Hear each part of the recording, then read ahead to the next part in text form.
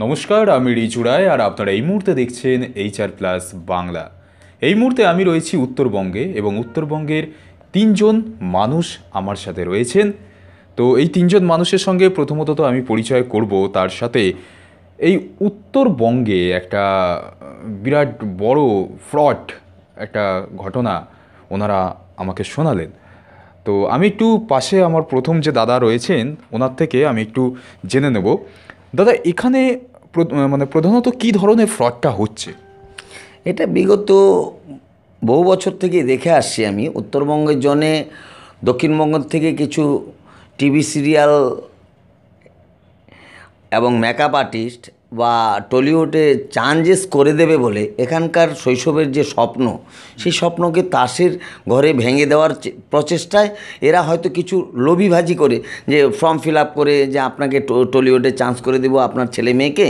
হ্যাঁ, তো সেই সুযোগে এখানে নামি দামি হোটেলে এসে তারা আস্তানা গেড়ে বসে। তারপরে নর্থ বেঙ্গল আমাদের উত্তরবঙ্গ সংবাদ বা আনন্দবাজার পত্রিকায় অ্যাড দিয়ে তারপরে তাদের বিজনেস পলিসিটা বিগত বহু বছর ধরেই দেখে আসছি। মাস ছয়েক থেকে দেখছি পেপার খুললে হয়তো তারা আসছে না, হয়তো সামনে হয়তো কোনো ব্যাপার আছে বা কিছু, কিন্তু আমি বিগত কয়েক বছর ধরেই এই ধরনের ফ্রড হতে আমি দেখেছি। বিশেষ করে makeup artist and TV serial and টলিউডে চান্স করে দেবো বলে, বা বড় বড় কোনো পরিচালকের নাম মানে আমি এর কিছুদিন আগে মাস ছয়েক আটেক আগে মিস্টার গৌতম ঘোষেরও নাম আমি দেখেছি এর মধ্যে। কারণটা কি, কারা এরা এখন পর্যন্ত আমার হাতের নাগালে আমি তাদেরকে পাইনি, কিন্তু আমি সোশ্যাল মিডিয়াতে আমি এই ধরনের ফ্রড হতে দেখেছি। কিছু কিছু মেয়েদের মেকআপ আর্টিস্টদের সাথেও আমার যোগাযোগ আছে। দাদা, আপনার নাম এবং পুরো পরিচয়টা যদি দেন। না, আমার নাম সুনীল পণ্ডিত, আমি একজন সোশ্যাল ওয়ার্কার, সেটাই আমি বলতে পারি। আমরা চাচ্ছি যেটা, যে উত্তরবঙ্গ একটা বর্ডার এলাকা, বিশেষ করে শিলিগুড়ি হচ্ছে চিকেন নেক বলা হয়। তো এইখানটা ধরেন একদিকে বাংলাদেশ, আর একদিকে বিহার, আর একদিকে সিকিম, একদিকে নেপাল, একদিকে আসাম। তো এখান থেকে বিভিন্ন ভাষাভাষী মানুষ, শিলিগুড়ি উত্তরবঙ্গের রাজধানী হিসেবে যদি ধরি আমরা, তাহলে এটা একটা ভারতবর্ষ বলা চলে। এখানটা নানা ভাষা, নানা মত, নানা পরিধান, বিভিন্ন ধরনের ভাষাভাষী প্রত্যেকটি মানুষই থাকে।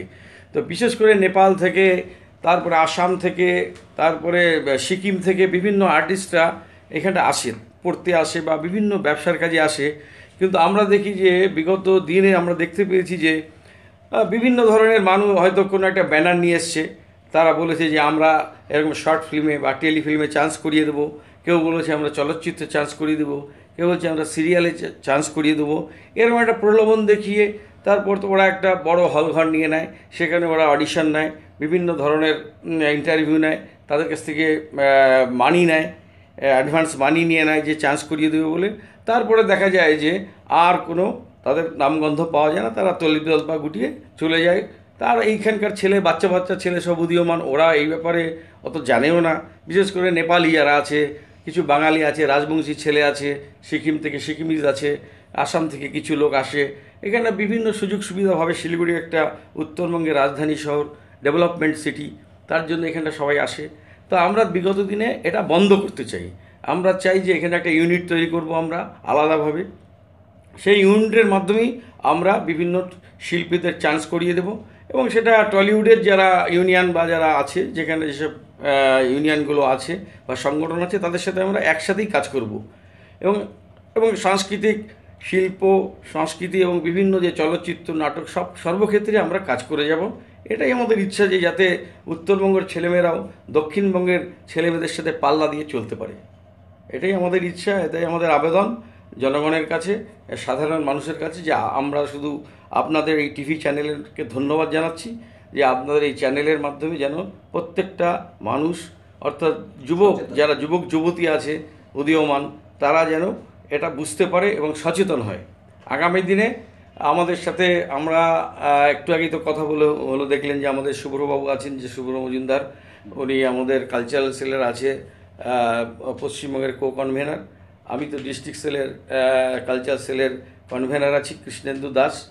আমরা মিলেমিশে এখানে একটা অনেস্ট একটা অর্গানাইজেশন তৈরি করব, যেখানে সততা থাকবে এবং ইউনিটি, ইন্টিগ্রিটি থাকবে এবং একটা ডিসিপ্লিন থাকবে।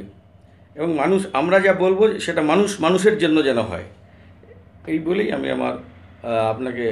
দাদা, আপনার নাম এবং পরিচয়টা বলুন। আমার নাম কৃষ্ণেন্দু দাস। আমি রাজনৈতিকভাবে ভারতীয় জনতা পার্টির সাথে জড়িত। ভারতীয় জনতা পার্টি দীর্ঘদিন ধরে করি। বিদ্যার্থী পরিষদ থেকে শুরু করে যুব মোর্চার রাজ্যেও ছিলাম। এখন আমি সাংস্কৃতিক সেল, শিলিগুড়ি যে সাংগঠনিক জেলা আছে তার সাংস্কৃতিক সেলের আমি কনভেনার। আমার নাম কৃষ্ণেন্দু দাস।